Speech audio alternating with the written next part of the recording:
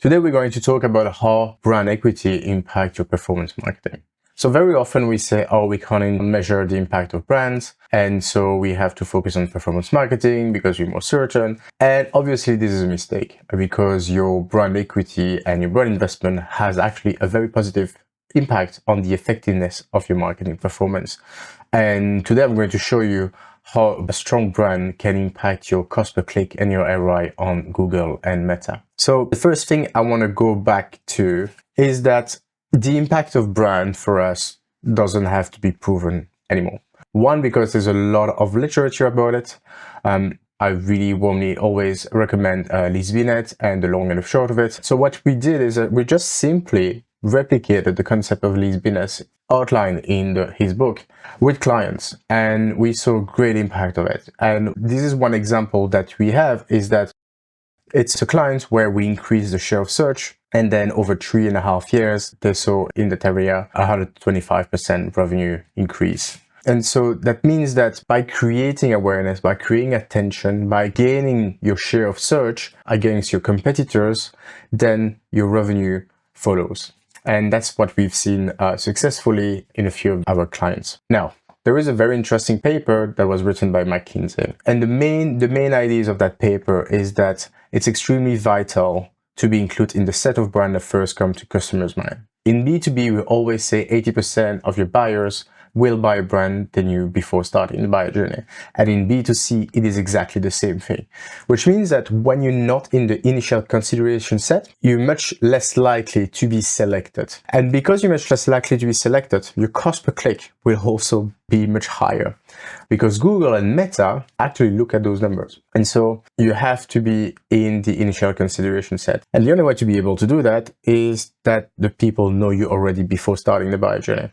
When you're in the initial consideration set, you are 2 times more likely to have a purchase. And very interestingly, which I found very interesting, is that 69% of brand purchased by customers who switch brands were part of the initial consideration set. And I'm not going to cover this today, but a lot of the paper talks about loyalty, and that loyalty is not a thing anymore. The importance of loyalty has reduced because we're moving into an attention economy. And so you are way more likely to be able to get the market share of your competitors by being in that initial consideration set. And the only way to be in that initial consideration set is to invest in brand. And so on the right, what I explain is that being in the initial consideration set explains 60% of the growth in the company. And have some R-squares, and you see that cosmetic, the R-square is lower, but in personal computer and automobiles, the R-square is increasing. And what you see is that it is even more true for higher value tickets. Another point that is very important is that you're not going to buy a car every day. You're not going to buy a computer every day. And so in those categories on the higher ticket values, the percentage of people in market is extremely tiny. And when you work on performance marketing, you are really focused on that very tiny percentage of people who are looking to buy now. The problem is that those people will buy a product that is already in their consideration set, most likely. And so when you only focus on performance marketing, your entire go-to-market becomes extremely ineffective because you're not in the initial consideration set. And you also focus on these few percent of people who are buying now. So now we're going to dive into how the Google algo works. So Google use a quality score. There's a lot of paper on this online. The reality is that it's a best guess. We don't know exactly how Google use the algo, but there's user experience, relevance to keyword, expected CTR. Those are actually scores that you have in your Google Ads account. So you know exactly out of 10, what is your user experience, your relevance, and your expected CTR. And the thing is, when you have a strong brand, you have, for example, fewer bounces because people are more interested to buy your product. So they're going to go on the website, look what you have, and they already know you. So the score of user experience increase. You also have relevance to keyword. I give an example. Nike has 60% of share of search in the sneakers industry, and then you have Adidas 20% and New Balance 10%. It's just an example. But that means that because Nike has this massive share of search, people are more likely to buy Nike sneakers. And so when you think about when the Google algorithm look for it, when it has somebody typing a non-brand keyword like sneakers, if Nike has a much bigger share of the market, Google will naturally suggest that Nike has a better relevance to that keyword, which will increase the score.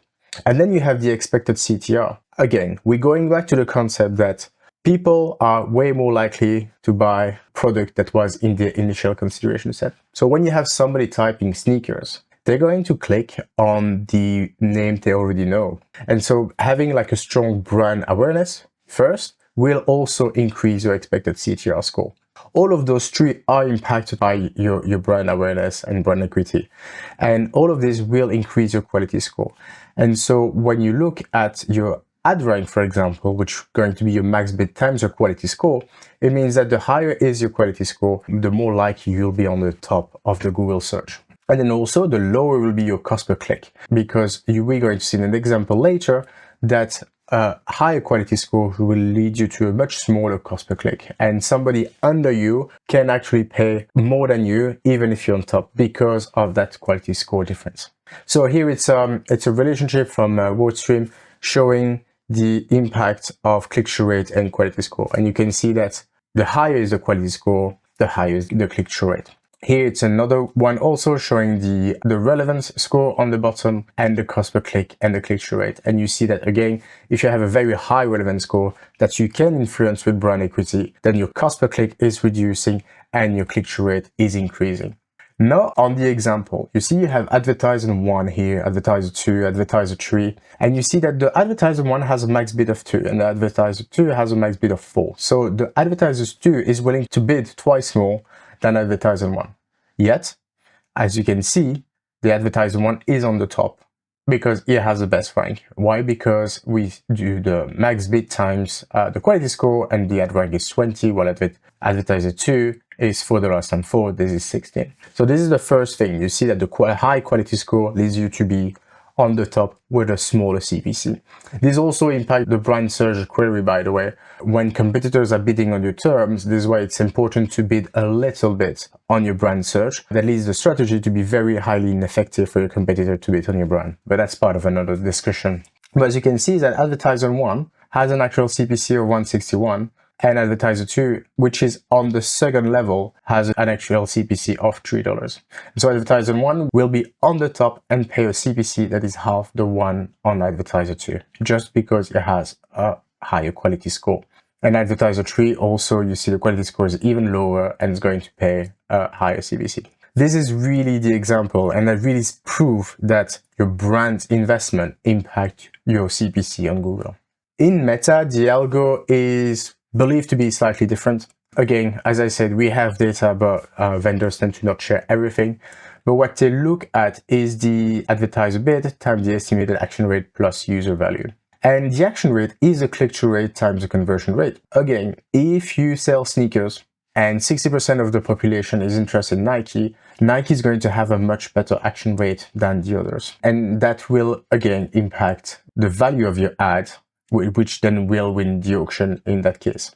To wrap a bit what we just said is that it's a trap to believe that you should focus on performance marketing because it's trackable. First of all, trackability of an ad doesn't prove anything. I have discussed in the past, and I will discuss that in length in the future, is that we have a lot of non-incremental assets which are well trackable, and the ones that are actually really driving the growth are not. And brand investment is that case. If you invest more in brand, you should see your performance marketing being better. The one way we help clients to get out of what we call the dev zone, which is that level of spend where we don't see any growth, is actually cutting that marketing performance and then reinvest in brand awareness and brand equity to then have that cascading impact on the performance marketing. And then you have a performance marketing which is working better. And so you can't do without brand, because brand also not only improve your performance marketing, it also helps you to become less reliant on channels, because if people know you and they go straight to your website, you don't have to advertise that much anymore for those specific people who just like know you, and you gain their attention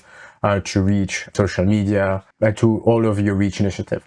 We covered that in length in our growth playbook. So if you want to have the growth playbook, please DM me. If you put a comment, I'll share with you my LinkedIn link, so you can DM me on LinkedIn and ask for it.